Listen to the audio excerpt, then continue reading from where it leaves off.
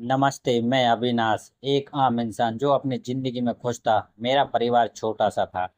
माता पिता, मेरी पत्नी रीना और दो छोटे बच्चे। हम एक साधारण जीवन जीते थे। हंसी मजाक में दिन कटते थे, लेकिन एक दिन सब कुछ बदल गया। मेरे चाचा चाची एक सड़क हादसे में मारे गए। उनकी बेटी दीपिका, जो अब अनाथ हो गई थी, हमारे साथ रहने लगी। दीपिका के आने से हमारे घर में खुशियां तो बढ़ी, लेकिन कुछ परेशानियां भी आई। मेरी भाभियां और बहनें, जो पहले से ही आलसी थीं, अब और भी ज्यादा कामचोर हो गईं। दीपिका, जो अभी 18 साल की ही थी, अकेले ही सारे घर का काम संभालने लगी। 15 लोगों के लिए खाना बनाना, घर साफ करना, कपड़े धोना, ये सब दीपिका ही करती थी। मैंने कई बार अपनी भाभीियों और बहनों को समझाने की कोशिश की, लेकिन वे मेरी बात अनसुनी कर देती। एक दिन दीपिका बीमार पड़ गई। उसकी तबीयत इतनी खराब थी कि वो बिस्तर से भी नहीं उठ पा रही थी। मैंने सोचा कि मैं खुद ही रसोई में जाकर खाना बना दूंगा। जैसे ही मैं छत पर बने चूल्हे की तरफ बढ़ा, तो दीपिका और पड़ोस का लड़का जयदीप दोनों आपस में शादी की बात कर रहे थे। अविनाश के पैरों तले जमीन खिसक गई। वह स्तब्ध रह गया। दीपिका, जिसके लिए उसने इतनी चिंता की, जिसका ख्याल उसने अपने बच्चों की तरह रखा, वो शादी की बात कर रही थी, और वो भी जयदीप से, उस पड़ोस के लड़के से जिसका चरित्र हमेशा से ही संदिग्ध रहा था।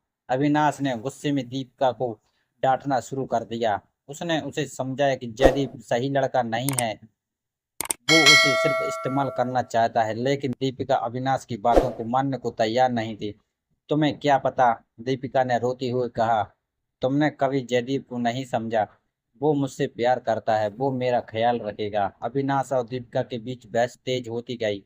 रीना और बच्चे भी डरकर कमरे में आ गए। रीना ने समझा बुझाकर दोनों को शांत किया। अगले दिन अविनाश ने जयदीप को अपने घर बुलाया। उसने जयदीप से दीपिका के साथ उसके संबंधों के बारे में पूछा। जयदीप ने शादी करने की बात स्वीकार की। अविनाश को यकीन नहीं हो रहा था कि क्या करे। एक तरफ दीपिका थी, जिसे वो अपनी बेटी की तरफ मानता था, और दूसरी तरफ जयदीप, जिस पर उसे बिल्कुल भी भरोसा नहीं था। अंत में अविनाश ने फैसला किया कि वो दीपिका की खुशी में बाधा नहीं डालेगा। उसने दीपिका और जयदीप की शादी की अनुमति दे दी।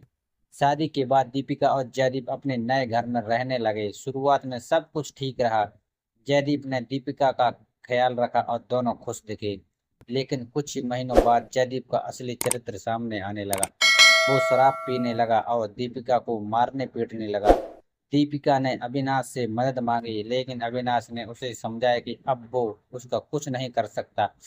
दीपिका को अपनी गलती का एहसास हुआ। उसने पछतावा किया कि उसने अविनाश की बात नहीं मानी। कुछ समय बाद जयदीप ने दीपिका को छोड़कर दूसरी महिला के साथ भाग गया।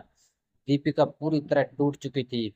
अविनाश को दीपिका की दशा देखकर दुख हुआ। उसने उसे अपने घर वापस आने के लिए कहा। दीपिका ने अविनाश का शुक्रिया अदा किया और अपने बच्चों के साथ वापस उसके घर आ गए। अविनाश और रीना ने दीपिका का ख्याल रखा और उसे नया जीवन शुरू करने में मदद की। दीपिका ने धीरे धीरे अपनी जिंदगी संभाली और एक बार फिर खुश रहने लगी। एक दिन दीपिका अकेली अपने बगीचे में जा रही थी।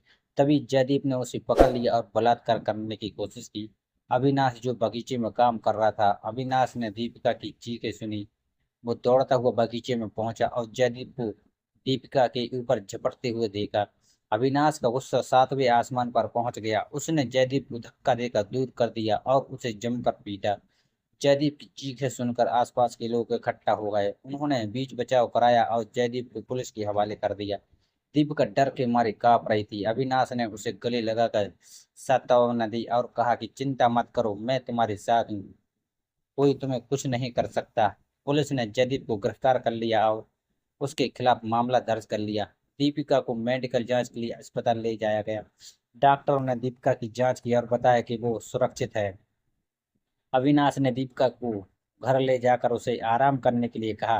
दीपिका जयदीप की गलतियों के लिए बहुत पछता रही थी। उसने अविनाश से माफी मांगी और कहा कि मैंने आपकी बात नहीं मानी, जिसके लिए मुझे बहुत सजा मिली है। अविनाश ने दीपिका को माफ कर दिया और कहा कि तुम्हें किसी बात का पछतावा करने की जरूरत नहीं है।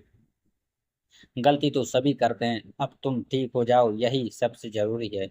इस घटना के बाद दीपिका पूरी तरह बदल गई। उसने अपनी गलतियों से सीख लिया और अब वो जीवन में आगे बढ़ने के लिए तैयार थी। अविनाश और दीपिका के बीच का रिश्ता अब पहले से भी ज्यादा मजबूत हो गया था। अविनाश ने दीपिका को एक बेटी की तरह प्यार और सहारा दिया।